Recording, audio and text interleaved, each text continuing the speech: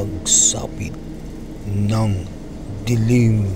Narito na naman tayo sa panibagong kwento dito lang sa KLTV, kwentong kababalaghan. Sa isang liblib na baryo sa Mindoro, may isang matandang alamat na paulit-ulit na ikinukwento ng mga matatanda.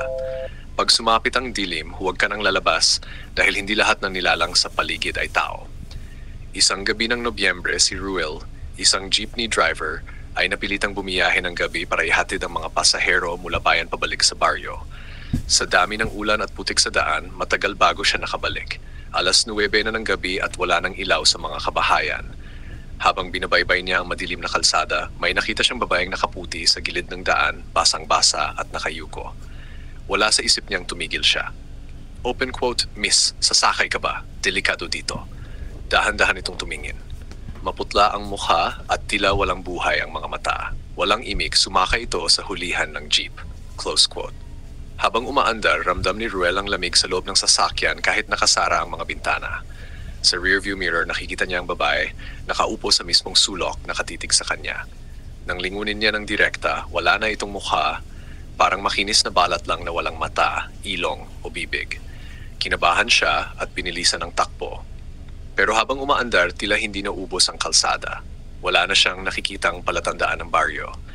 Biglang may malamig na boses mula sa likod. Open quote, "Huwag ka na magmadali, kasi pagsapit ng dilim, wala ka nang babalikan." Close quote. Paglingon niya, wala na ang babae.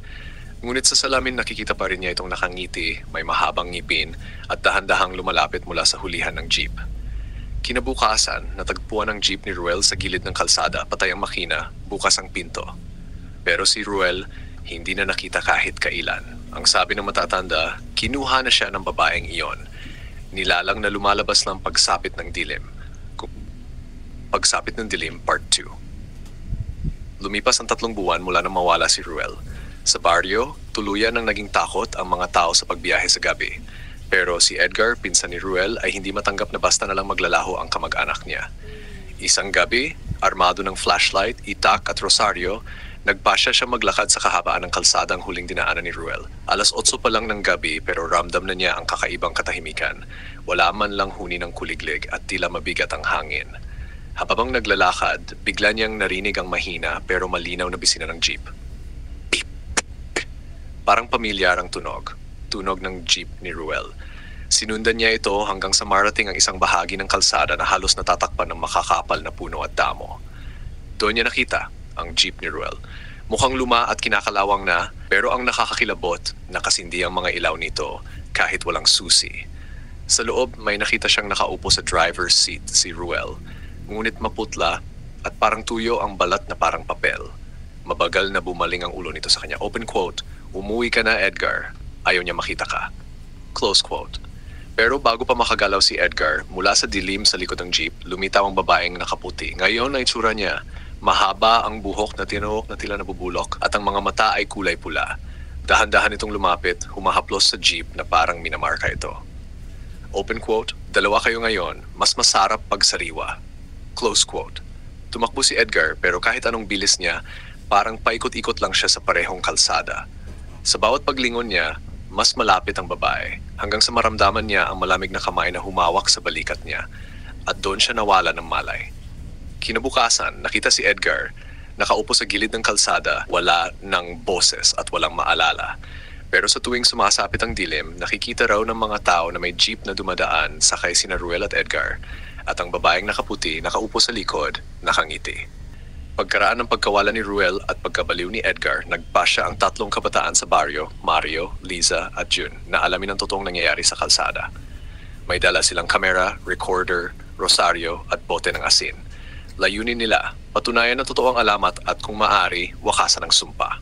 5:00 ng hapon, nagsimula silang maglakad papunta sa tinatawag ng mga residente na kalsadang walang hanggan. Habang palubog ang araw, kapansin-pansin na parang kumakapal ang usok o hamog sa paligid. Mga pre, tandaan nyo, pag may nakita kayong babae sa puti, huwag niyong titigan sa mata. Eh bakit? Pag tumagal ang titig, hindi ka na makakakawala. 8:00 ng gabi na makarating sila sa lugar kung saan huling nakita ang jeep ni Ruel. Nag-set up sila ng camera sa gitna ng kalsada.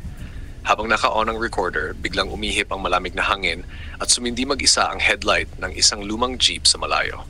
Dahan-dahan itong papalapit, walang driver. Nang huminto ito sa harap nila, nakita nila sa rearview mirror ang tatlong pasahero, si Ruel, si Edgar at ang babaeng nakaputi. Pero ang mukha ng babae ngayon ay halos wala ng balat, puro itim na laman at matatalas ng ngipin. Open quote, huli na kayo. Sumapit na ang dilim. Close quote. Biglang pumasok sa loob ng jeep si Mario, tila hinihila ng isang puwersa. Sumunod si Lisa para hilahin siya, pero nang mahawakan niya ito, ramdam niyang malamig na parang yelo ang balat ni Mario at unti-unti na itong nagiging kulay abo. Si June naman, nagbuhos ng asin sa paligid at nagdasal ng malakas, pero sa bawat katagang binibigkas niya, lumalakas ang boses ng babae na parang galing sa lahat ng direksyon. Isa-isang matay ang ilaw ng kamera hanggang sa nagdilim ang buong lugar. Sa huling segundo, bago tuluyang mawala ng malay si June, nakita niyang jeep na papalayo sakay sina Ruel, Edgar, Mario at Lisa. Lahat nakatingin sa kanya, walang mata at sabay-sabay nang umiti. Kinabukasan, wala na ring nakakita kina Mario at Lisa. Si June lang ang natagpuan pero hindi na siya nagsalita kahit kailan. Sa tuwing tinatanong kung ano ang nakita niya, ituturo lang niya ang kalsada at isusulat sa papel. Open quote, huwag ka nang dumaan doon. Pagsapit ng dilim, driver ka na nila. Matagal nang iniwasan ng mga taga-baryo ang kalsadang walang hanggan. Pero isang matandang albularyo na kilala bilang Mang Cardo ang naniniwalang alam niya ang pinagmulan ng sumpa. Ayon sa kanya, dekada 70, may isang magandang dalaga sa baryo na nagngangalang Isabel. Anak siya ng isang mayamang pamilya, ngunit napagbintangang may relasyon sa isang binatang mahirap. Sa galit ng kanyang ama, pinahuli siya at sa gabing madilim at umuulan, isinakay siya sa isang lumang jeep upang ipadala sa malayong bayan. Pero hindi na siya nakarating. Ang sabi-sabi, inatake sila ng mga lasing na tauhan ng ama sa mismong kalsadang iyon.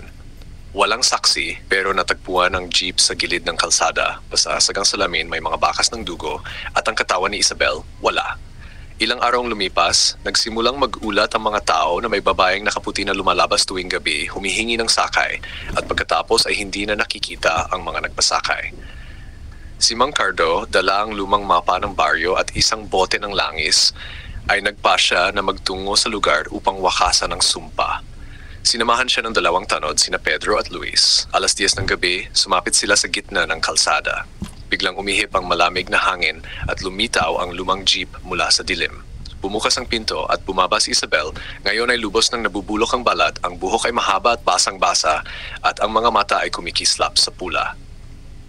Open quote, Isabel, hindi ako makaalis hanggat hindi niya ako sinasama. Close quote. Itinapon ni Mang Cardo ang langis at sinindihan ito sa paligid, binuo ang isang bilog ng apoy. Pero tumawa si Isabel, isang halakak na parang kaluskos ng maraming boses. Open quote, Isabel, hindi mo ako mapapalayas kasi nasa loob mo na ako. Close quote. Dahan-dahan namutla si Pedro at nagsimulang maglakad patungo sa apoy, hindi alintana ang init. Nang hawakan siya ni Luis para pigilan, nakita niya na ang mga mata ni Pedro ay kulay pula na, kagaya ng kay Isabel. Mula sa dilim, sumigaw si Mang Cardo. Open quote, Isabel, bitawan mo ang mga walang kasalanan. Close quote. Sandaling tumigil si Isabel at tumingin sa kanya. Pero sa halip na umatras, ngumiti ito at sinabi, open quote, ikaw ang susunod na magmamaneho ng jeep. Close quote. Sa isang iglap, namatay ang apoy at sa huling beses na nakita si Mang Cardo, nasa loob na siya ng jeep. Katabi sina Ruel, Edgar, Mario at Liza. Lahat nakangiti. Lahat walang mata. Simula noon, lumalabas ang jeep na iyon kahit anong oras, hindi lang tuwing dilim.